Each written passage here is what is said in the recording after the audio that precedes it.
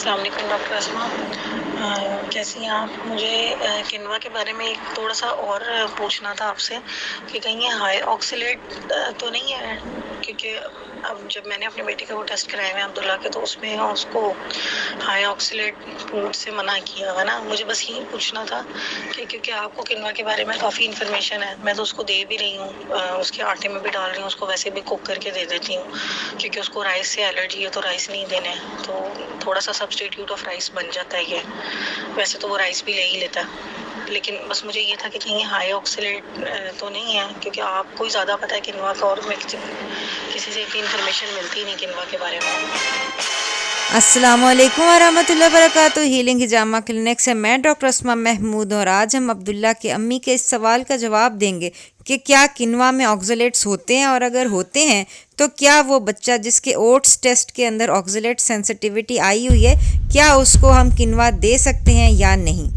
इससे पहले कि हम ये डिस्कस करें, अगर आपके भी किसी जानने वाले को कोई फूड सेंसिटिविटी है, सीलिएक डिजीज़, लैक्टोज इंटॉलरेंस, या आप sugar, blood pressure, weight loss diet के ज़रिए ठीक करना चाहते हैं, तो हमारे चैनल को ज़रूर सब्सक्राइब कर लें और नीचे दिए गए बेल आइकन पर क्लिक कर लें, ताकि आपको हमारी सारी नोटिफिकेशंस मिल सकें। तो इसके अंदर जो सबसे पहला जवाब है वो तो ये कि किनवा में बिल्कुल ऑक्सलेट्स होते हैं, और ये हाई ऑक्सलेट फूड समझा जाता है, और जिनको ऑक्सलेट सेंसिटिविटी है या किडनी की प्रॉब्लम है, उनके लिए किनवा बिल्कुल ठीक नहीं है। लेकिन इसका ये मतलब नहीं है कि किनवा जैसा सुपर फूड जो है वो एंजॉय नहीं कर सकते। बहुत सारे ऐसे तरीके हैं जिससे ऑक्सलेट काउंट कम और ख़त्म किया जा सकता है। 3 ऐसे तरीके हैं, एक सोकिंग है, एक स्प्राउटिंग है, एक फर्मेंटेशन है। हम एक एक करके देखेंगे कि किस किस तरीके से कितना ऑक्सलेट कम होता है और कितने एंटी न्यूट्रिएंट्स कम होते हैं, और ये भी देखेंगे कि सोकिंग, स्प्राउटिंग और फर्मेंटिंग खासतौर पे किनवा के लिए कैसे की जा सकती है। सोकिंग। ये हमारे पास मॉर्गेनिक का वाइट किनवा मौजूद है। मॉर्गेनिक का किनवा हमारे पास क्लिनिक में अवेलेबल है, और अगर आपको चाहिए तो हम ऑर्डर के ऊपर आपके घर भी डिलीवर कर सकते हैं। ये बेसिकली मैंने इस ग्लास जार के अंदर तकरीबन 2 कप किनवा जो है वो डाल दिया है। 2 कप मैंने इसलिए डाला है कि 1 कप जो है उसको हम फर्मेंट करेंगे और 1 कप को हम इंशाल्लाह स्प्राउट करेंगे।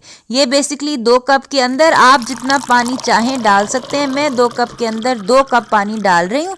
सोक करने से यानी पानी में भिगोने से किसी भी दाल, सब्जी या ग्रेन के फाइटेट्स या एंटी न्यूट्रिएंट्स जैसे ऑक्सलेट्स वगैरह कम हो जाते हैं, और ये डिपेंड करते हैं कि कितनी देर के लिए सोक करते हैं। जैसे कि अगर आप 12 घंटे सोक करें तो सिर्फ 9% फाइटेट्स जो हैं वो कम होते हैं, लेकिन अगर 18 घंटे मटर जो है उनको भिगोएं तो उनके अंदर तकरीबन 50% फाइटेट्स या टैनिन्स जो हैं ये कम हो जाते हैं। तो ये डिपेंड करते हैं आप किस चीज़ को सोक कर रहे हैं, कितनी देर सोक कर रहे हैं, और कौन सा एंटी न्यूट्रिएंट जो है वो कम होता है। बहरहाल हम जो है इसको 24 घंटे सोक करेंगे अपने किनवा को। इसके ऊपर आपने मलमल का कपड़ा दे देना है, कीड़े मकोड़े आपके किनवा के अंदर ना जाएं। तो ये है कि अगर हमने किनवा सोक किया है 12 घंटे या 24 घंटे, तो ऑक्सलेट्स कुछ तो कम हो जाएंगे, लेकिन टोटली ख़त्म नहीं होते। स्प्राउटिंग। 24 घंटे भिगोने के बाद आप अपना किनवा बना सकते हैं। किनवा पुलाव, किनवा खीर और किनवा की मुख्तलिफ रेसिपीज़ आपको हमारे यूट्यूब चैनल पर मिल जाएंगी। ऊपर आई बटन पर क्लिक करें, आपको ये कि बहुत सारी रेसिपीज़ मिल जाएंगी। लेकिन अभी हम इसकी स्प्राउटिंग करेंगे, क्योंकि हमने देखना है कि ऑक्सलेट्स जो हैं वो कैसे कम होते हैं। तो ये 1 कप जो है मैंने इसके अंदर निकाल लिए। इसको अच्छी तरह धोना है आपने, और ये धोने के लिए जो है ना आप कोई बड़ी अच्छी छाननी यूज़ करें, क्योंकि ये छोटे छोटे दाने होते हैं। इवन सोक होने के बाद जब ये स्वेल हो जाते हैं ऐसे, तो फिर भी ये कि ये निकल जाते हैं आपके नॉर्मल स्ट्रेनर से। तो ये कि बारीक छाननी ले लें और इसको अच्छी तरह धो लें। जितनी अच्छी तरह धोएंगे उतने इसके सेपोनिन्स जो हैं वो निकल जाएंगे, और ये कि इसकी कड़वाहट जो है वो ख़त्म हो जाएगी। तो ये मैंने 1 कप जो मेरे सोक जो किनवा था उसको मैं अच्छी तरह धो रही हूँ, और अब इसको जो है मैं स्प्राउटिंग के लिए तैयार कर रही हूँ।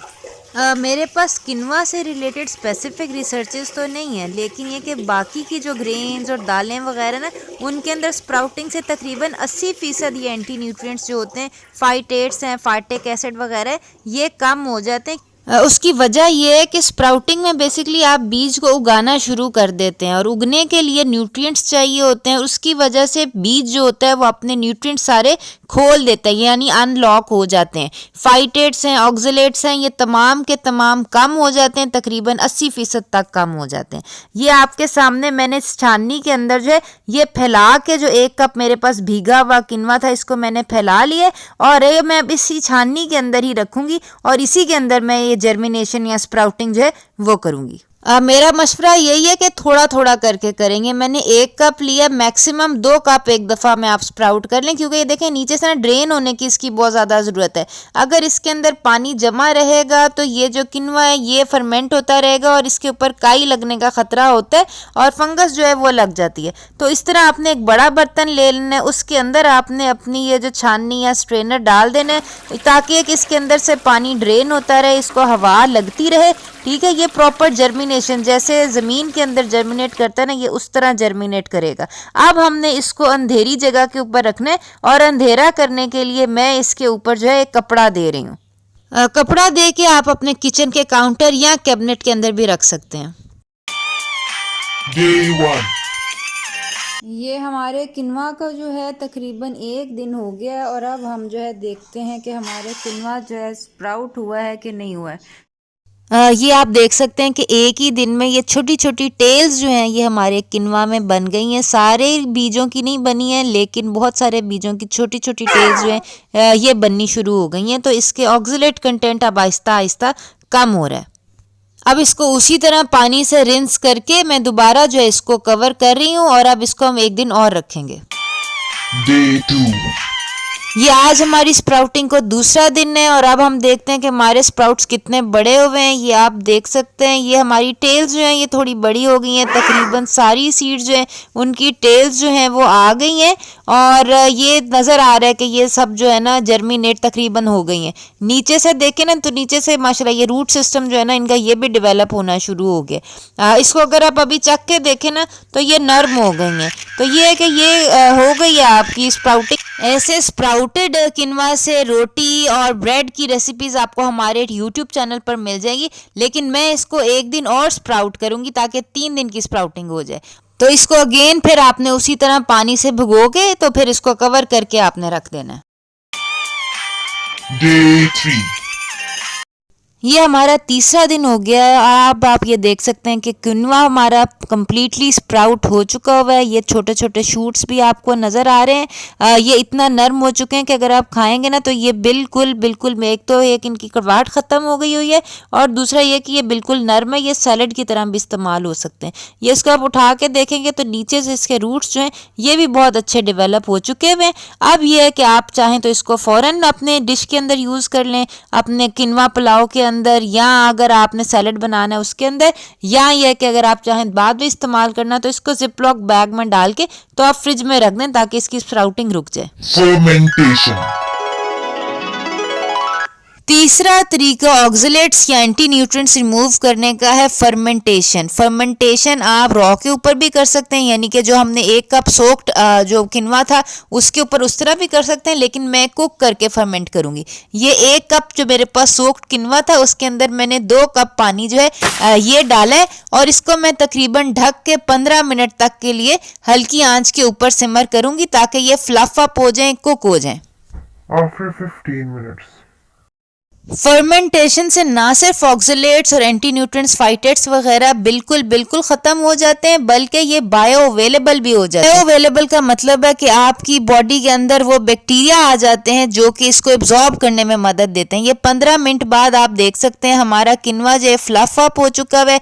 ये आप देख सकते हैं जैसे फट जाता है ना किनवा, ये उस तरह फट गया है, नर्म हो गया है। अब हम इसको फर्मेंट करेंगे। इस तरह पका के फर्मेंट करने में ये बहुत ज़्यादा फ़ायदा होता है कि ये आपका फर्मेंट खराब नहीं होता। एक दफ़ा आपका किनवा पक जाए तो इसको ठंडा होने दें और अब इसको ग्लास जार के अंदर जो है वो आप डाल लें। ये हमने अपना किनवा जो पकाया था अपने ग्लास जार के अंदर डाल लिया। अगर आपका कोई पानी बचा हुआ है तो वो भी आप इसके अंदर डाल लें। अगर पानी खुश्क हो गया तो कोई बात नहीं, आप खाली इसके अंदर अब हम कल्चर डालें। ये आप देख सकते हैं हमारा जो किनवा सीड्स हैं वो कितनी फ्लफ़ी हो गई हैं, फूल चुकी हुई हैं। अब जो कल्चर आपने डालना है वो आपकी ऑप्शन है। हमारे पास 2-3 ऑप्शन है। अगर आप कोई मीठी चीज़ बनाना चाहते हैं जैसे पुडिंग वगैरह या खीर वगैरह, तो फिर आप मिल्क कीफ़र जो है वो डाल लें। मिल्क कीफ़र से आपका जायका भी अच्छा हो जाएगा और मिल्क कीफ़र के साथ साथ अगर आपको मिल्क कीफ़र का जायका तुर्श लगता है तो आप दही भी डाल सकते हैं। अगर आपने कोई सेवरी डिश बनानी है जैसे पुलाव वगैरह या सैलड वगैरह या सालन में डालना है, तो फिर ये है कि आप अपने ये जो बाकी के फर्मेंट्स हैं यानी कि एप्पल साइडर विनेगर या डेट विनेगर या बीट जिंजर कवास ये डाल सकते हैं। ये आपकी ऑप्शन होगी कि आप कौन सा कल्चर डाल के अपना किनवा फर्मेंट करना चाहते हैं। ये तमाम कल्चर्स जो है मिल्क कीफ़र या विनेगर्स हमारे क्लिनिक में अवेलेबल हैं। मैं 1 कप किनवा के अंदर 1 कप मिल्क कीफ़र जो है वो डाल रही हूँ।